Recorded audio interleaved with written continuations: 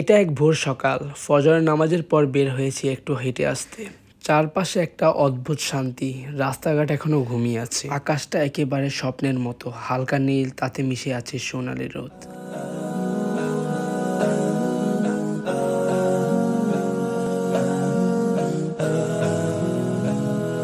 হাঁটতে হাঁটতে দেখতে পেলাম গাছের পাতা জেগে উঠছে ধীরে ধীরে, পাখিরা ডাকে একসাথে, যেন নতুন দিনের ঘোষণা দিচ্ছে। ওর এখন সকাল 5টা আর এখনকার ওয়েদারটা জাস্ট ওয়াও।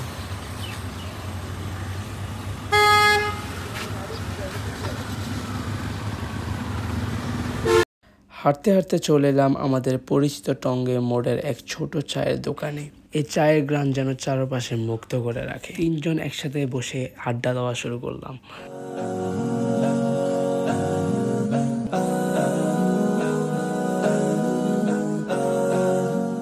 পরিচয় করা দিয়ে তোমাদেরকে, সে হচ্ছে অপু, সে হচ্ছে সাজ্জাদ, এবং যাকে এখন দেখতে পাচ্ছে সে হলাম আমি।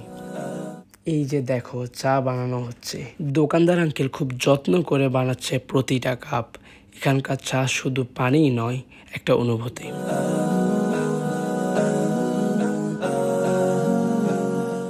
চা হাতে নিয়ে আমরা 3 জন একসাথে বসে চা খেতে খেতে গল্প করতেছিলাম। চায়ের চুমুকে বেশি আসে গল্প, হাসি আর একটু অনুভূতি, প্রশান্তি। এই ছোট ছোট মুহূর্তগুলোই তো আসল আনন্দ।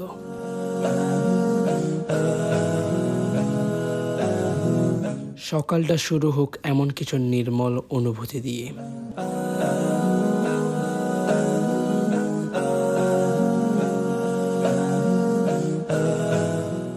তারপর দেখলাম আমাদের অপু মামা আমাদের জন্য বিস্কুট নিছে। এইটুকু জিনিস, কিন্তু তাতে যে আনন্দ সেটা বলার মতো না। মনে হচ্ছে ছোটবেলার মতো কেউ আবার আদর করে কিছু খেতে দিল।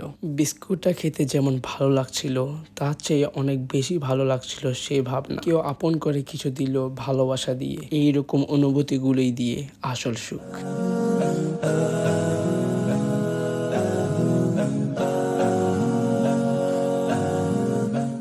তারপর আমরা টং দোকানে আঙ্কেলকে আল্লাহ হাফেজ বলে বাসা দিকে রওনা দিলাম।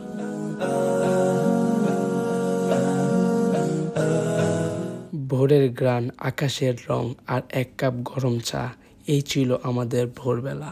আজকের ভিডিওটি এতটুকুই। চ্যানেলটি সাবস্ক্রাইব করে রাখো পরবর্তী ভিডিও পাওয়ার জন্য, এবং আজকের ভিডিও কেমন হয়েছে অবশ্যই জানাবা। আল্লাহ হাফেজ।